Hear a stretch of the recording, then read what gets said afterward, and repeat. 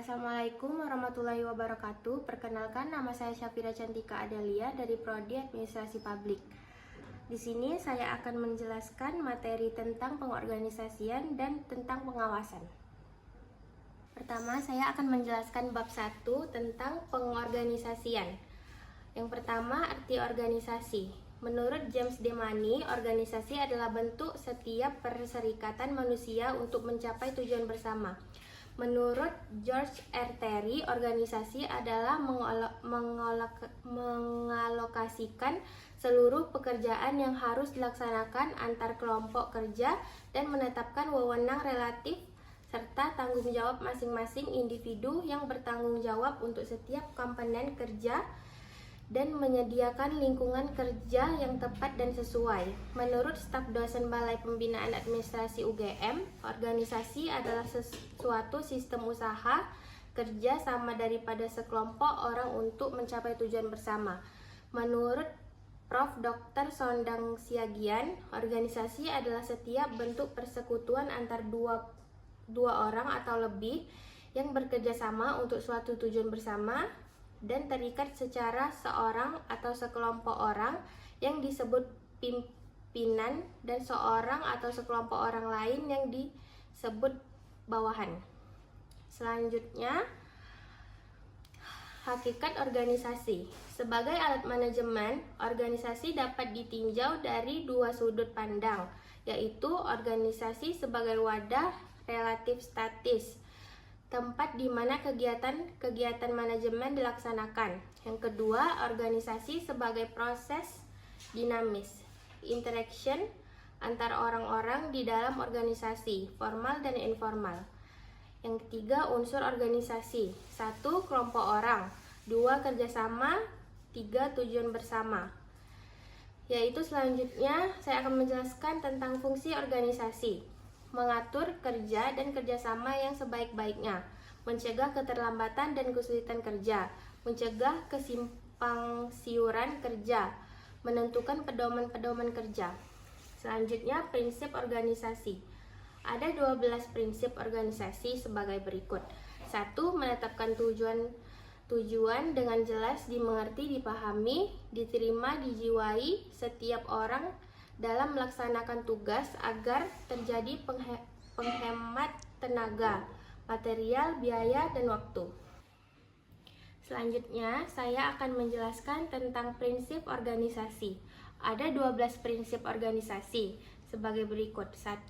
Menetapkan tujuan, the objective, dengan jelas, dimengerti, dipahami, diterima, dijiwai setiap orang dalam melaksanakan tugas agar terjadi penghemat tenaga, material, biaya, dan waktu. Yang kedua, kesatuan arah, unity of direction. Ketiga, kesatuan perintah, unity of command. Keempat, keseimbangan antar wewenang dan tanggung jawab seorang untuk pelimpahan wewenang, delegation of authority. Ada 3 jenis. Pelimpahan wewenang ke bawah dari pejabat yang lebih tinggi ke pejabat yang lebih rendah. Pelimpahan wewenang horizontal, penyerahan kekuasaan pejabat yang sederajat. Pelimpahan wewenang ke atas, penyerahan dari pejabat bawahan kepada pejabat atasan. Yang kelima, pembagian tugas, distribution of work. Pembagian kerja, homogeneity assessment, departementasi, divisionisasi. Pedoman pembagian kerja sebagai berikut. Jumlah unit organisasi semaksimal mungkin sesuai kebutuhan. Organisasi mempunyai fungsi bulat dan berkaitan satu sama lain. Pembentukan unit baru hanya dilakukan bila unit yang ada tidak tepat lagi menampung kegiatan yang sangat berbeda. Secara garis besar, dalam suatu organisasi dibedakan sesuai dengan aktivitas yang dilakukannya. Yang keenam, struktur organisasi harus disusun sesederhana mungkin. Yang ketujuh, pola dasar organisasi harus relatif permanen. Yang ke-8, adanya jaminan jabatan, security of tenure. Yang ke-9, balas jasa yang diberikan kepada setiap orang harus disetimpang yang harus setimpal dengan jasa yang diberikan. Yang ke-10, penempatan orang yang sesuai dengan keahliannya, the right man in the right place on the right time. 11, batas kemampuan pengawasan, span of control, atau jenjang bertangga, tergantung beberapa faktor, subjektif, kecakapan dan keahlian, pengalaman, kesehatan, umur, bakat, kepemimpinan seorang, kepribadian, kedudukan sosial, dan lain-lain. Objektif, faktor di luar diri seseorang, faktor lingkungan, jenis pekerjaan, waktu untuk menyelesaikan pekerjaan, kestabilan organisasi, jarak antar pengawas dan bawahan, banyak sedikitnya pekerjaan pada bawahan atau atasan. Yang ke-12, koordinasi, unsur-unsur koordinasi. 1. Kualitas dan kuantitas. 2. Waktu. 3. Penentuan. Determinasi arah dalam tindakan-tindakan kerja. Selanjutnya, bentuk organisasi. 1. Lini atau garis, line organization. Suatu bentuk organisasi di mana kepala eksekutif, chief eksekutif, dipandang sebagai sumber wewenang tunggal, segala keputusan atau kebijakan dan tanggung jawab ada pada suatu tangan. Sifat atau ciri-ciri. Yang pertama, organisasi kecil. Kedua, jumlah pegawai sedikit. Ketiga, pemilik biasanya menjadi pemimpin tertinggi dalam organisasi. Keempat, hubungan kerja bersifat langsung, face-to-face relationship. Spesialis yang dibutuhkan rendah. Anggota organisasi saling kenal mengenal. Tujuan sederhana. Sifat atau ciri-ciri. Tidak terlalu menekankan pada hierarki struktural. Lebih banyak didasarkan kepada sifat dan macam fungsi yang perlu dijalankan. 4.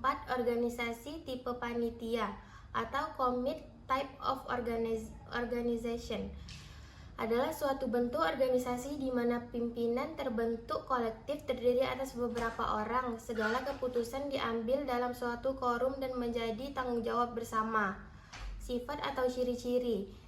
Pemimpin dan pelaksanaan dibentuk dalam kelompok-kelompok yang bersifat panitia.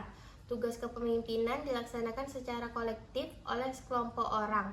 Suatu anggota pimpinan mempunyai hak, wewenang, dan tanggung jawab yang sama. Selanjutnya, bentuk lain organisasi menurut De Liang-Gi. Jumlah orang yang memegang pimpinan. Bentuk tunggal dipimpin oleh satu orang. Bentuk komisi dipimpin oleh lebih dari satu orang.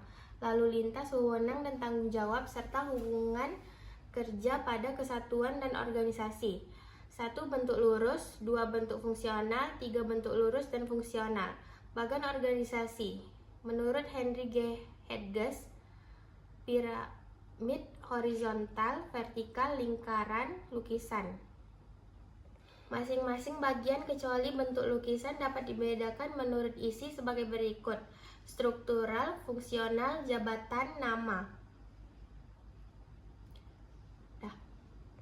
Selanjutnya saya akan menyampaikan bab 2 tentang pengawasan.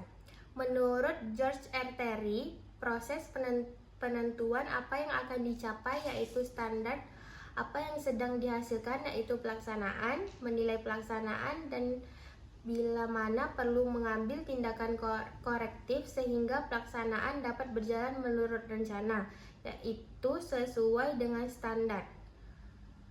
Dr. Handes M. Manulang, suatu proses untuk menetapkan pekerjaan apa yang sudah dilaksanakan, menilainya dan mengoreksi bila perlu dengan maksud supaya pelaksanaan sesuai dengan rencana semua. Selanjutnya, Profesor Dr. Sondang P. Siagian, proses pengamatan pelaksanaan seluruh kegiatan organisasi untuk menjamin agar semua pekerjaan yang sedang dilakukan berjalan sesuai dengan rencana yang telah ditentukan.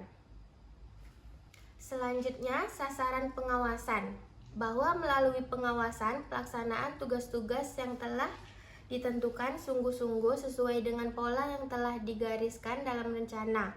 Yang kedua, bahwa struktural serta hierarki organisasi sesuai dengan pola yang telah ditentukan dalam rencana. Yang ketiga, bahwa seseorang sungguh-sungguh ditempatkan sesuai dengan bakat, keahlian, dan pendidikan serta pengalaman dan bahwa bahwa usaha pengembangan keterampilan bawahan dilaksanakan secara berencana, kontinu, dan sistematis. Yang keempat, bahwa penggunaan alat-alat diusahakan agar sehemat mungkin. Kelima, bahwa sistem dan prosedur kerja tidak menyimpangkan dari garis-garis kebijakan yang telah tercermin dalam rencana. Keenam, bahwa pembagian tugas, wewenang, dan tanggung jawab didasarkan pertimbangan-pertimbangan yang objektif dan rasional, dan tidak atas dasar personal likes and dislike.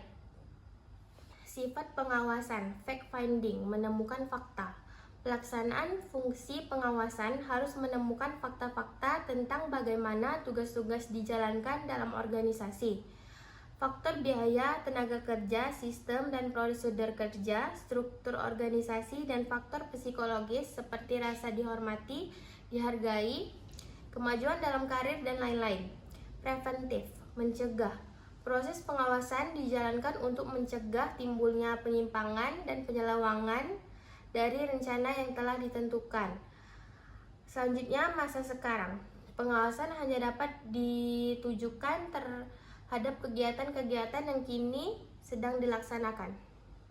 Sebagai alat, pengawasan hanyalah sekedar alat untuk meningkatkan efisien, tidak boleh dipandang sebagai tujuan. Mempermudah tercapainya tujuan, pelaksanaan pengawasan harus mempermudah tercapainya tujuan efisien. Jangan sampai pengawasan malah menghambat usaha peningkatan efisien. Menemukan apa yang tidak betul, bukan siapa yang salah. Pengawasan tidak menentukan siapa yang salah. Jika ada ketidakberesan akan tetapi untuk menemukan apa yang tidak betul, bersifat membimbing. Pengawasan harus bersifat membimbing agar para pelaksana meningkatkan kemampuannya untuk melakukan yang ditentukan. Teknik pengawasan. Pada prinsipnya terdapat dua macam teknik pengawasan, yaitu satu, pengawasan langsung, direct control. Apabila pimpinan organisasi mengadakan sendiri pengawasan terhadap kegiatan sedang dijalankan, dapat berbentuk inspeksi langsung, on the spot observation, on the spot report. Kedua, pengawasan tidak langsung, indirect control. Pengawasan dari jarak jauh dilakukan melalui laporan yang disampaikan para bawahan, dapat berbentuk tertulis dan lisan. Selanjutnya, metode pengawasan. Satu, metode observasi langsung.